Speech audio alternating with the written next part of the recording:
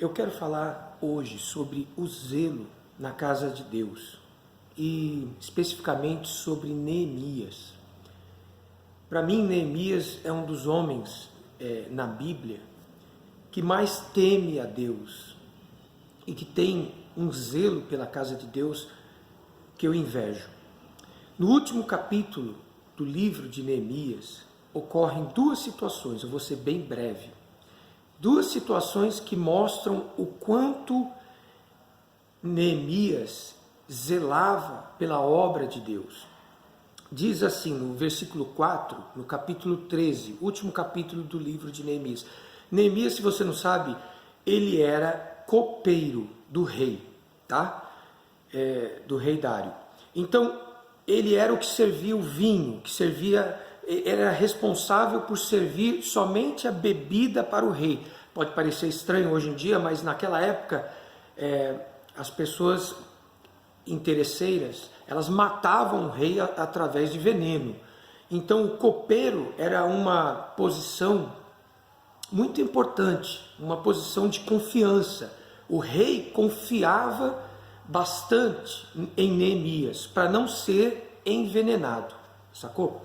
Mas olha como Neemias tinha zelo pela obra de Deus. Diz assim, presta atenção. Ora, antes disso, Eliasibe, sacerdote, encarregado da câmara da casa do nosso Deus, se tinha aparentado com Tobias.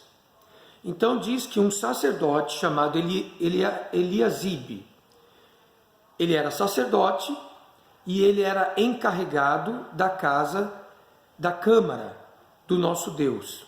E ele se aparentou com um homem chamado Tobias. Esse Tobias, se você ler o livro de Neemias, ele não era israelita, ele era amonita. E quando Neemias foi reconstruir as muralhas de Jerusalém, porque Jerusalém estava destruída, Tobias foi um que ridicularizou. Tobias foi um que fez pouco caso. Mas aqui, depois das muralhas estarem já reedificadas, ele se aparentou com o sacerdote, ou seja, no mínimo tem uma mulher aí no meio, né? Ele se aparentou, o sacerdote se aparentou com Tobias. No mínimo tem uma mulher aí, se aparentou. E olha só o que o sacerdote fez. E fizera para este uma câmara grande, onde dantes se depositavam as ofertas de manjares, o incenso, os utensílios e os dízimos dos cereais, do vinho, do azeite, que se ordenara para os levitas, cantores e porteiros, como também contribuições para o sacerdote. Então o sacerdote, desculpa o popular, ele fez um puxadinho ali para o Tobias, para o parente dele, dentro da casa de Deus, dentro do pátio. Ele arranjou um lugar para Tobias morar dentro da casa de Deus, o sacerdote. Muito bem. Mas quando isso aconteceu, não estive em Jerusalém. Então Neemias, ele deixa claro que ele não estava lá quando isso aí aconteceu. Então soube do mal que Eliasibe fizera para beneficiar a Tobias, fazendo-lhe uma câmara nos pátios da casa de Deus. Isso muito me indignou, a tal ponto que atirei todos os móveis da casa de Tobias para fora da câmara. Então ordenei que se purificassem as câmaras. Quer dizer, quando Neemias ele voltou para Jerusalém e ele viu que o sacerdote, um servo de Deus, tinha feito um puxadinho para um parente na casa de Deus, ele ficou na pilha, ele ficou indignado. Ele pegou os móveis, todos os móveis, jogou fora da casa de Deus e ficou indignado com aquela situação. Veja o zelo que Neemias tinha pela casa de Deus.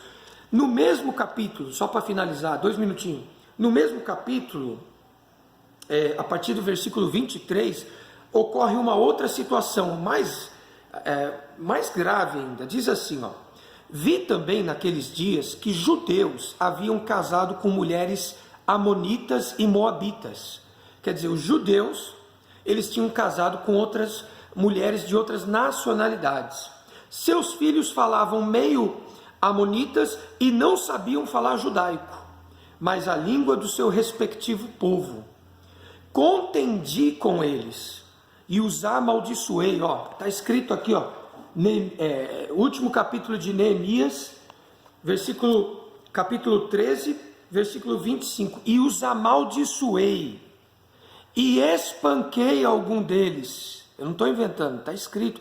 Espanquei algum deles e lhes arranquei os cabelos e os conjurei por Deus, dizendo: não dareis mais vossas filhas a seus filhos, e não tomareis mais suas filhas, nem para vossos filhos, nem para vós mesmos.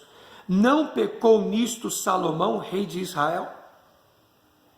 Então, Neemias, ele viu que os judeus, eles estavam casando com outras nacionalidades, mulheres de outras nacionalidades, os filhos nasciam, não respeitavam mais os caminhos de Deus, não falavam mais judaico, não respeitavam a lei de Moisés, estava virando bagunça.